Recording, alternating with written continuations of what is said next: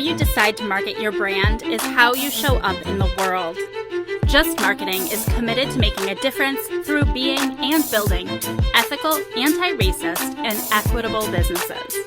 If we haven't met yet, my name is Meg Brunson, my pronouns are she, her, and Just Marketing combines my mission to build a more accessible and inclusive world with my expertise in the digital marketing space.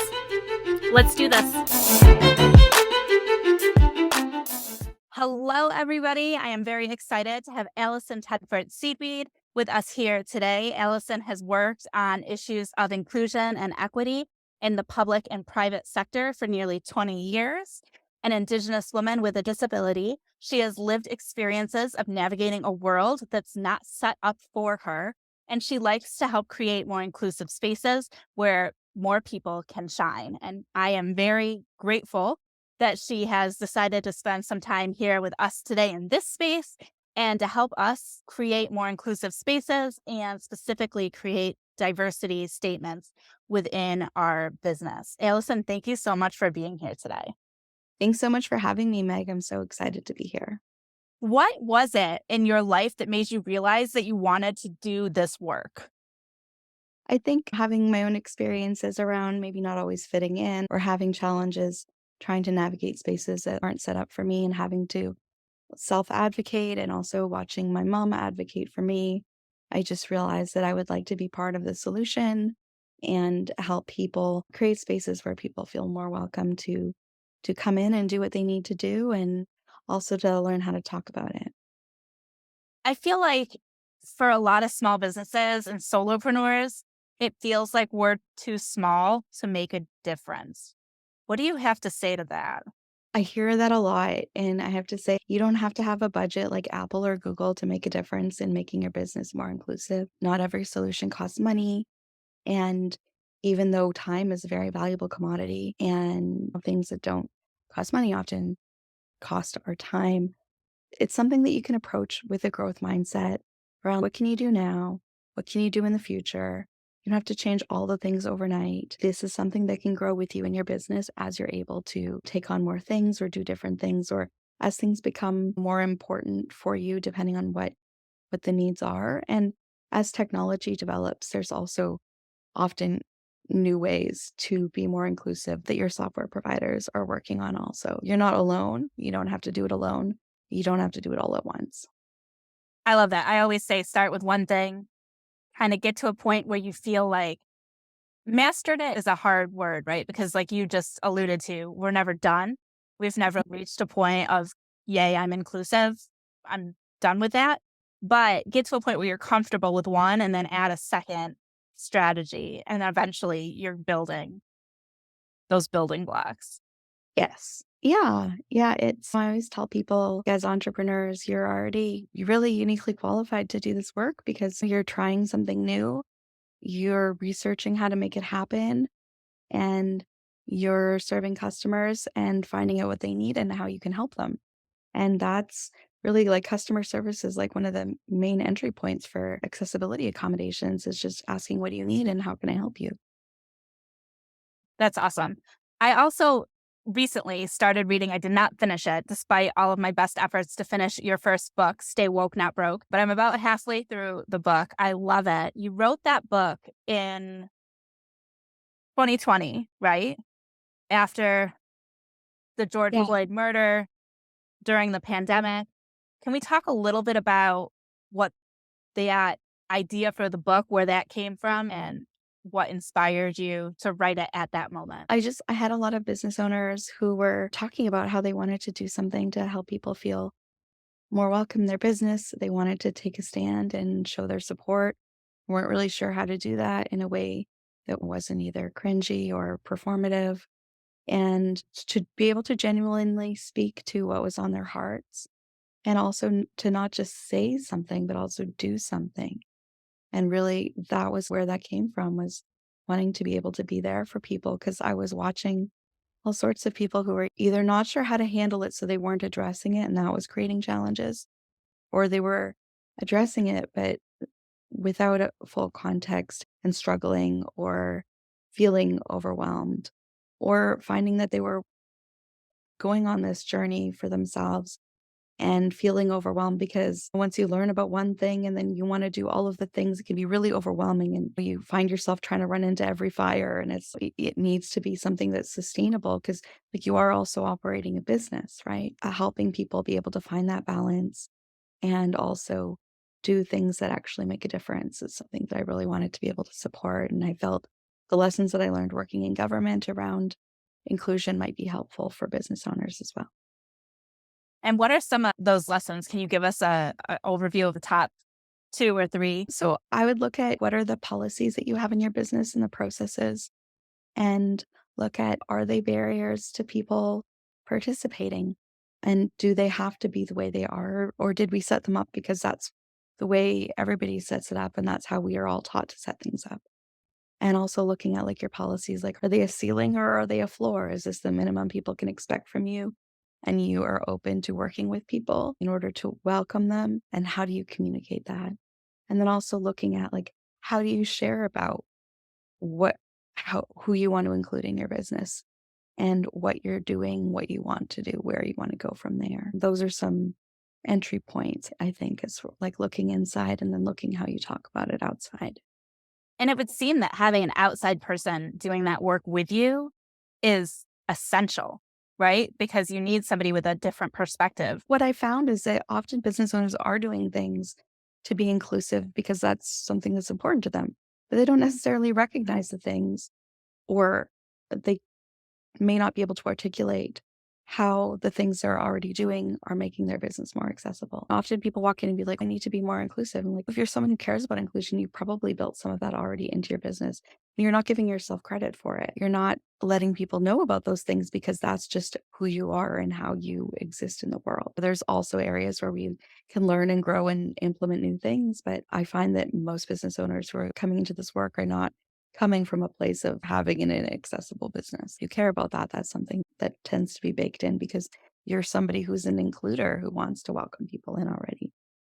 Are there any like areas that you can think of that are big, like wow moments, like things that people are doing or not doing that may unintentionally be shutting people out? I think that sometimes like the language that we use can be a barrier that maybe isn't necessary. So going through and looking at how do you talk about the work that you do?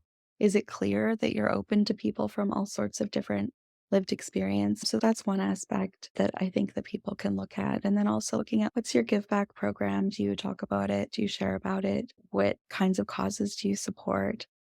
And letting people know about that because I think a lot of people want to be able to support things that they care about. And when they know that when they invest in your business, that they're also helping make things happen that are important to them, like that can be a way to welcome people in because you're able to help them reach more than one of their goals, right? They want to give back and they also want to be able to get what they need from your business. So that would be something like donating a percentage of your profits to a cause. Yeah. Or if you support, like if you pay your staff to go and don't volunteer somewhere, or if you provide in kind donations to local charitable organizations, if you offer scholarships, there's all sorts of ways, or even like sharing about how you integrate in your procurement processes, like what diverse businesses is your business a patron of? And it might be that the people that you serve might want to be working with them too.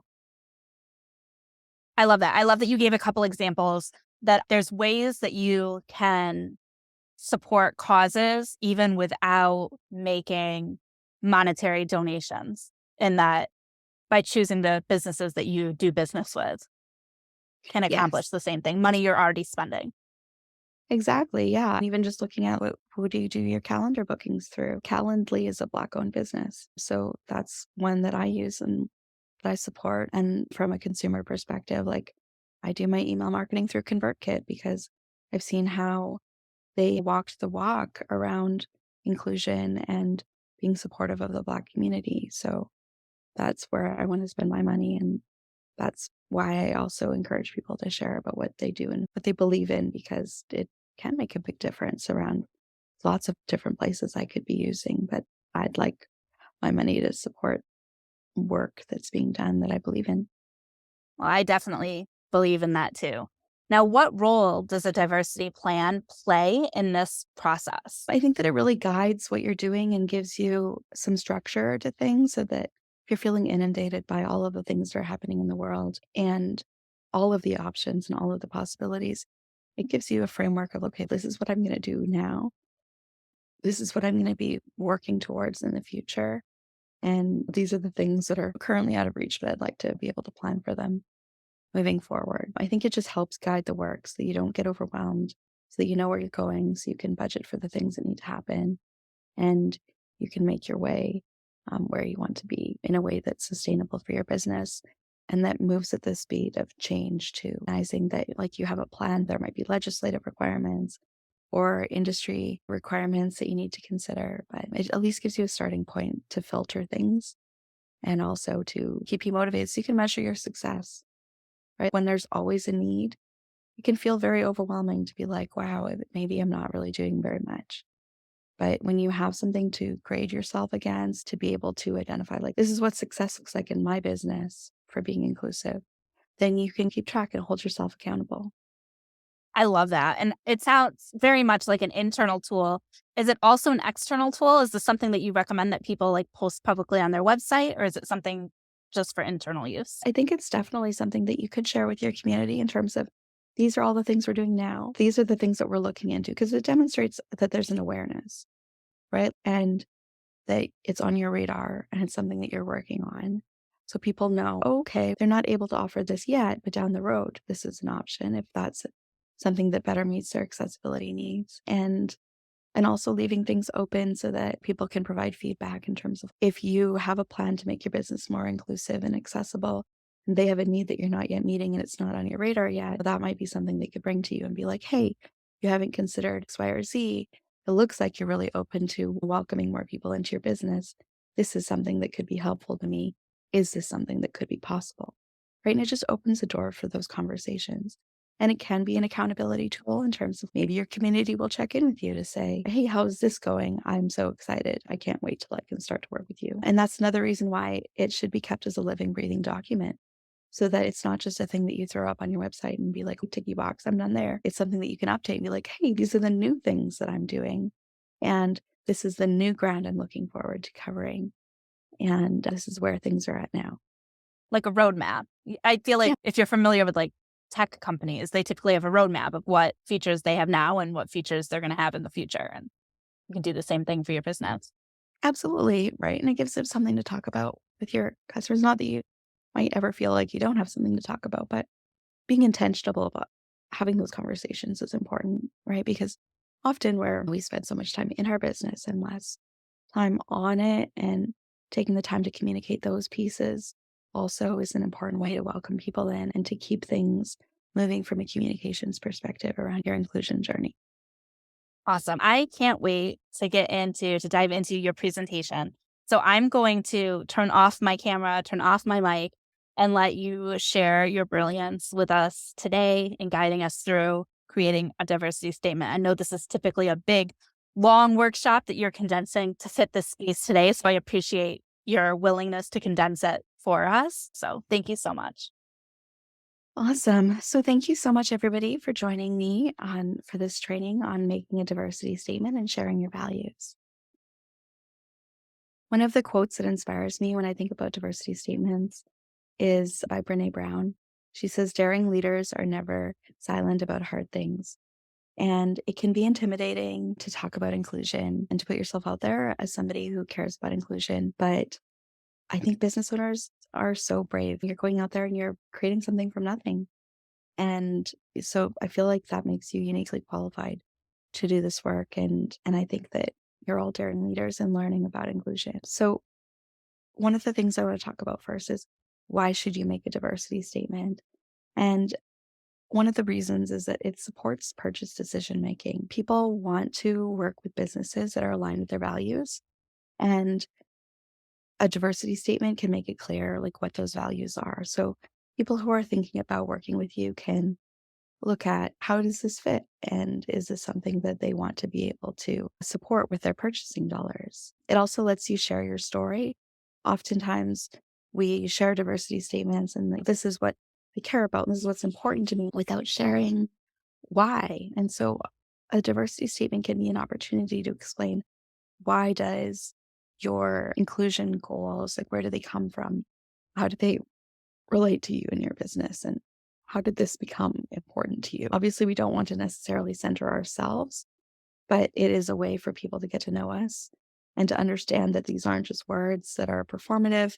This is where it's rooted in, and this is why it's important. It helps you make your position known so that there's no ambiguity.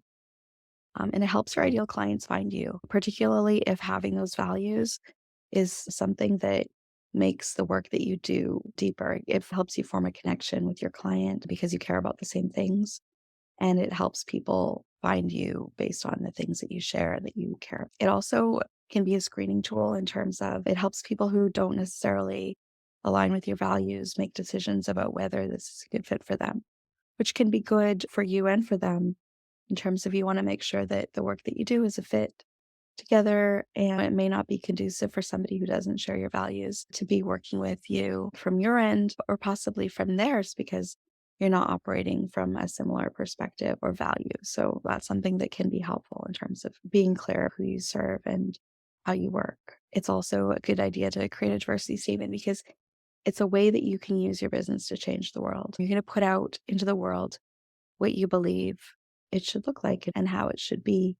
And so making that statement can be helpful in terms of advancing thought leadership around social change. And also it can help you mobilize your customers to participate in that change and to be aware of issues they might not be aware of. So, in terms of a diversity statement, you're going to want to make sure that it's accessible. If you have a statement you want to share, you want to think about, are people going to be able to read it? If it's a bunch of text on a graphic that doesn't have alt text, then it's not a diversity statement that people who use screen readers might be able to read. So if you want to make a statement about accessibility, it's best if it's the statement itself is accessible. So just think about the information needs of your audience and make sure that your diversity statement allows people to take it in. You're going to want to look at the language in terms of level of language. Is it accessible from like an educational standpoint, from a language learning perspective? If you're communicating with people for whom English is not a first language, and or also like just making sure that people can understand what it is that you're talking about. Another piece is that it should be consistent with the rest of your content. So it should sound like you, and it should be recognizable from like a brand perspective. Looking at the format, like beyond the accessibility factor, is this how your audience best receives information? If you're dealing with an audience, maybe, and I say this as somebody with ADHD, but if you serve a neurodiverse audience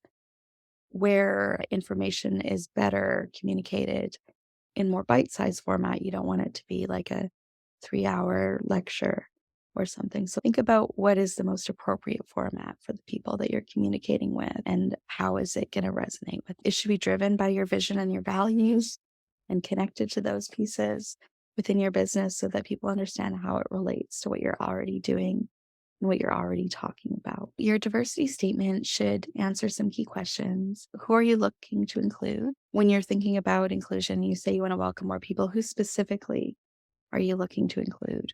Who do you feel has been left behind in the work that you're doing, or who do you feel you're not currently serving that you would like to be able to serve? And being able to name those people so they know that you would like to welcome them.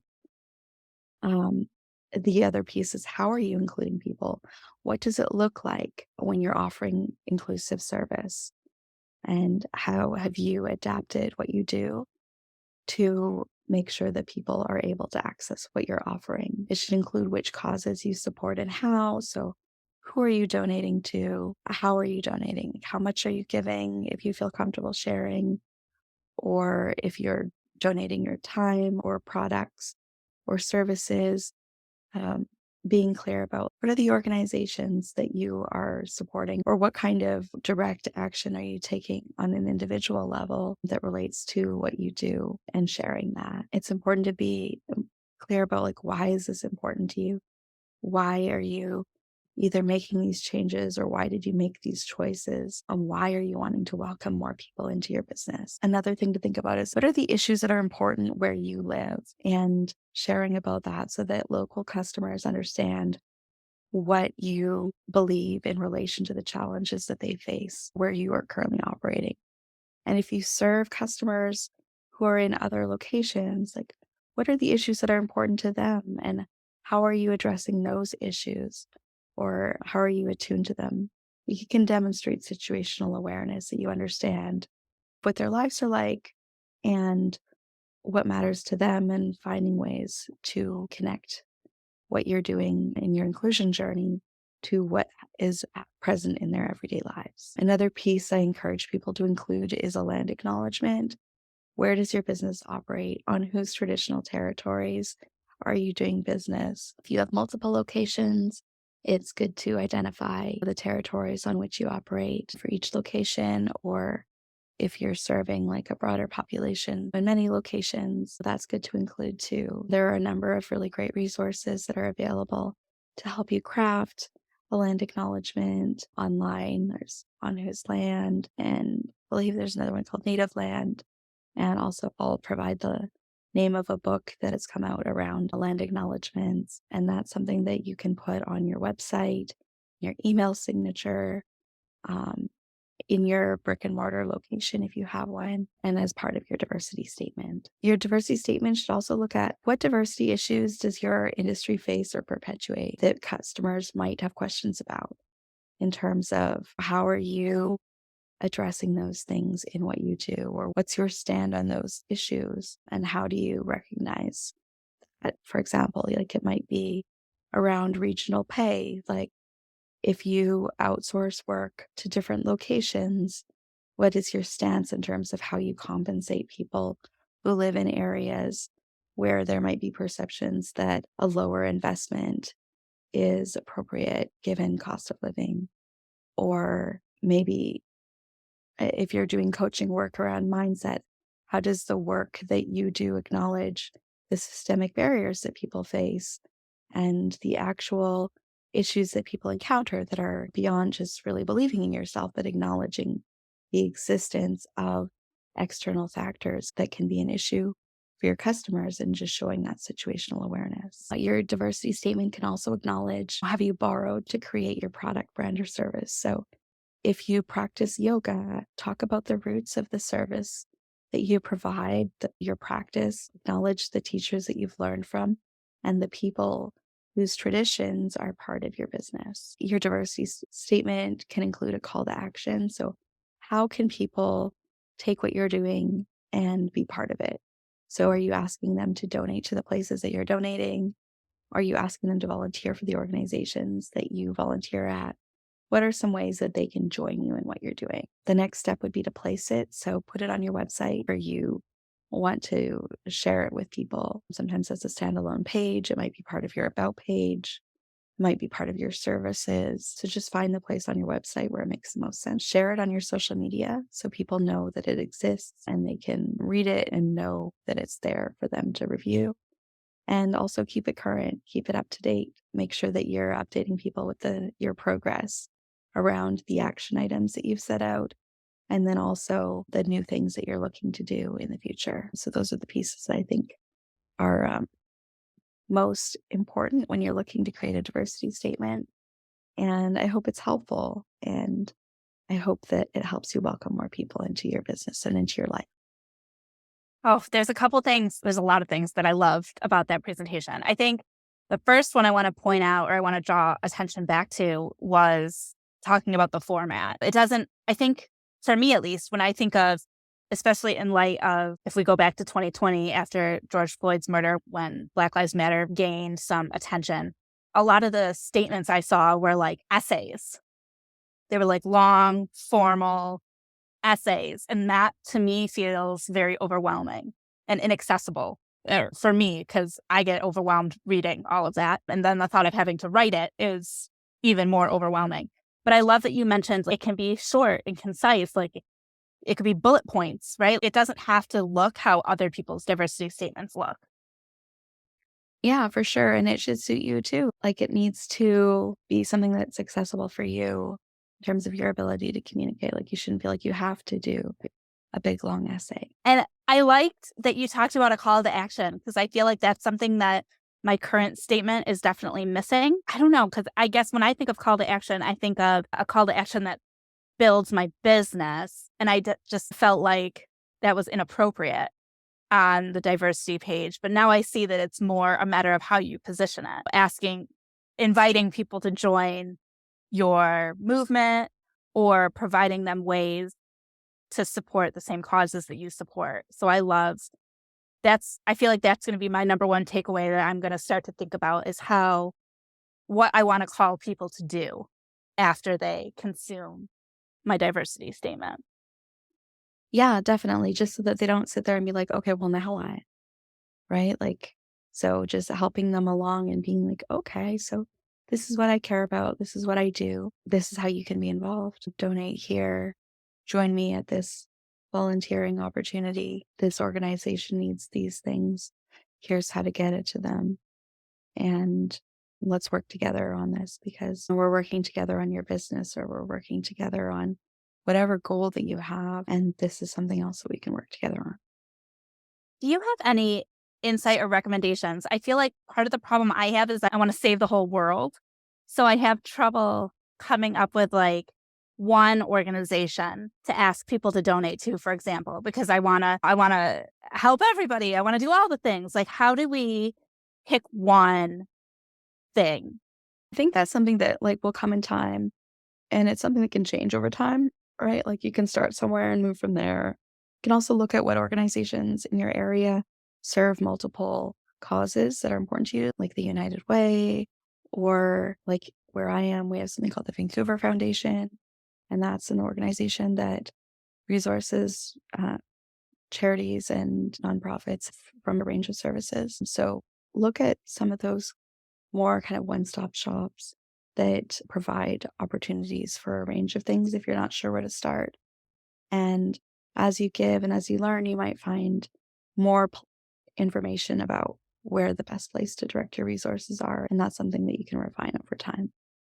Do you think it's better, in air quotes, to pick an organization that's more national or global because it would have more, I don't know, maybe more support from your people? Like, it's thinking from an online business standpoint, if I picked a nonprofit or a charity that's local to me, it may not pull at the same heartstrings for somebody who's not local in my area. I think it really depends on your audience and how they typically relate. Whether if your business is strongly tied to your personal brand and that's personally something that's really important to you that you want to see these things happening in your neighborhood, you might ask folks to donate to the cause in your area.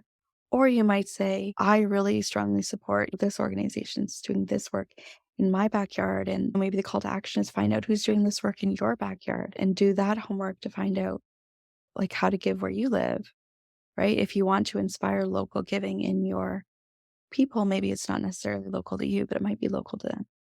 Oh, I love that. I love that idea. And we could have, as a marketer, I typically discourage having more than one call to action on a page, but I feel like on a page like this, we could have more than one. Like we could have a donate to my favorite or a find the one in your backyard option. Oh, I love that. That was brilliant. Thank you. Yeah. And you could make a three-pronged give, go, and grow. Give to these people, go to these events, and grow by sharing this important message to your social media following, right? So that you can tie it together.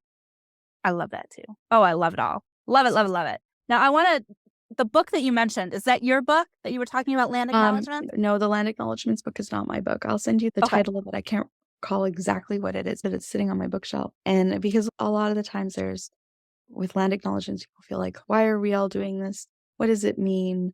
How can we make it meaningful? And when people get to a place of feeling this is maybe performative, the first instinct is let's stop doing the performative thing. But does it need to be? Or can we make it mean something? And so maybe instead of not doing the thing, we actually make it relevant to what we're doing. And I will admit, that for me, land acknowledgements are something I haven't done. And maybe it's an excuse, but primarily because we haven't been in any one place. We travel. So there's part of me that's like looking forward to settling down and finding like a community so that I can do some more of that deeper work. So we try to do it surface level. We've used some of those websites, but I can't wait to do the deeper work. And that might be something that you just build into a business where if you are digital nomad and you're traveling a lot as part of delivering your services because you're location independent, when you're looking at, okay, so I need to book my flights or plan my route and book my hotel, and then also find out whose territory this is so that when I'm working in the space, that's something that I can relate when I'm performing these services. So it could just be part of your trip planning and something that you can do. Or even if you are traveling to deliver VIP days and you're working with somebody who is wanting to do that inclusion work, maybe that's part of the pre-work for your event for your client to do the work of finding out on whose territory they are operating their business and being able to share that with you as you work together. I love that. Now, I'd love to talk a little bit about your new book. Well, we could talk about both your books. We talked a little bit about Stay Woke, Not Broke earlier, and I can link to that. That book is out in paperback, audiobook, Kindle, all the ways. Your newer book, I don't have the title off the top of my head. Please feel free to. Yeah, so it is the Canadian Business Owner's Guide to Reconciliation, and it is currently available in paperback format only. It will be available in e-version hopefully soon, and within 6 months, it will be available in audiobook format. So that's going to be exciting. It just came out on February 23rd, and it is about looking at how business owners can participate in reconciliation and to move forward on areas of Indigenous inclusion. It's been very well received and supported, and I'm just so grateful for all of the support the book has received. Yeah, and it's actually my third book. My first one before Stay Woke was about, it's called Chronic Profit, and it's about chronic pain and entrepreneurship and how to make your business work and accommodate yourself in your own business if you're dealing with persistent pain. Oh, I apologize for getting that wrong. I feel like that is another hugely relevant book. I mean, I encourage everybody who's listening or watching or however you're consuming this content to follow Alison and get in touch with those books, whichever books, are speaking to you. I'm curious for your most recent book, is there things in it that us Americans would still be able to get out of it? Because I'm sure there's a lot of crossover, especially when it comes to Indigenous issues with the way that Indigenous people were treated in Canada versus America, or versus the United States of America, I should say. So even though it's a Canadian guide, is there still value for? Yeah, it looks at Indigenous inclusion. While the premise is based on the work that we do here in Canada relates to something called the Truth and Reconciliation Commission.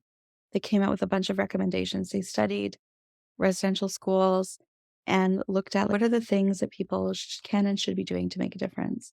So there's a specific call to action for business owners that talks about how business owners can participate. And part of that is in relation to the Canadian context, but it's certainly something that an American business could implement in terms of looking at like, how does your business include Indigenous people? What are the processes that you look at? How do you engage with Indigenous communities in your area? And what are the ways that you can do things differently moving forward? So while there's a lot of reference to the Canadian history behind the RC and its recommendations and specifically what happened in Canada, there is information in there that can help you look at your own business wherever you are and say, like, how am I welcoming people in? And the reality is, like, within the US, you've got like Deb Holland leading this investigation of Indian boarding schools in the US. So this is going to become an issue that will be discussed in your area. The US had 3 to 4 times the number of schools as Canada had, like in the hundreds, and US had 3 to 400. So this is something that is going to become a lot more prevalent as it is investigated. It's definitely something that was present on both sides of the border. That is going to be talked about more for sure, because I feel like I've only heard it so far as a Canadian issue. And I'm doing air quotes because I know that's not Mhm. true, but I'm glad that there's going to be more discussion.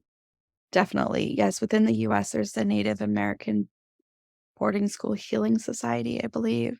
And they have a lot of information about what happened in the US. And this investigation that Deb Holland is leading, I think, is also going to be really informative in terms of understanding the American context. But generally, just being able to look at often Indigenous people in the US and Canada have faced similar challenges around government interference, around intergenerational trauma, around the social determinants of health that can impact our level of wellness, but also beyond shared struggles, there's also shared opportunities.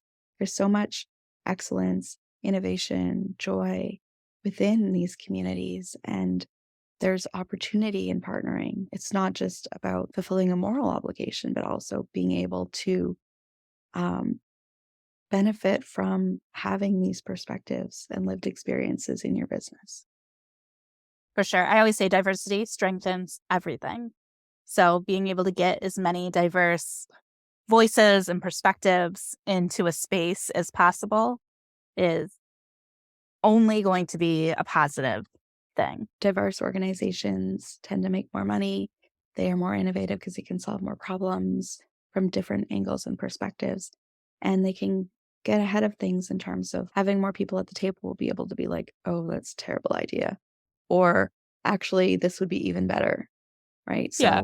So the more you can have, like, the more smart people you have around you who have different viewpoints, the better, because you'll be better positioned from a communication standpoint, from a customer service standpoint. And people can let you know, hey, like, you might not have had this as a challenge before, but this is something that people with other experiences might be seeing as a barrier. 'Cause we're like fish, we don't see water, right? So we're not always attuned to the things in our environment that we've taken for granted. So having people who see the world differently can only be a benefit. Now, Alison, where can our viewers and listeners connect with you and learn more about you? We're going to have tons of links in the show notes because we've talked about a lot, but where's the best place for people to connect with you? So you can find me on Instagram at Alison Tedford. Look me up on LinkedIn, Alison Tedford Seaweed. And I believe my business Facebook page is also at Alison Tedford. My website is AlisonTedfordSeaweed.com.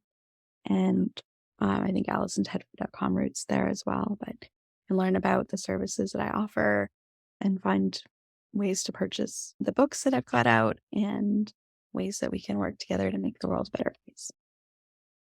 Alison, thank you so, so much for being here today, for taking so much time with my community. This was extremely, extremely helpful and a great conversation. Thank you so much for having me. I really appreciate the opportunity to share, and I just really appreciate everything that you're doing in the world. So it's a real honor to get to talk to you today and always. Thanks, Alison. Okay, y'all. I know this podcast is full of recommendations for ensuring your marketing is just, and trying to remember all the things can be overwhelming. Luckily, you don't have to rely on memory alone. Before you post your next piece of content, be sure to download the Just Marketing Checklist so that you can ensure that everything is as accessible and inclusive as possible. You can download that resource at justmarketingchecklist.com. You may already know, but we've made Just Marketing accessible to you however you prefer to consume your content. You can subscribe and listen on your favorite podcast player, subscribe on our YouTube channel to watch the videos, or read the transcriptions on the blog and subscribe there as well. I would appreciate honest reviews wherever you are consuming this content. And of course, if you would share this resource with anyone who is or should be on a Just Marketing journey. Thank you so, so much for being with us again today. I appreciate you, and I will talk to you soon. Bye for now.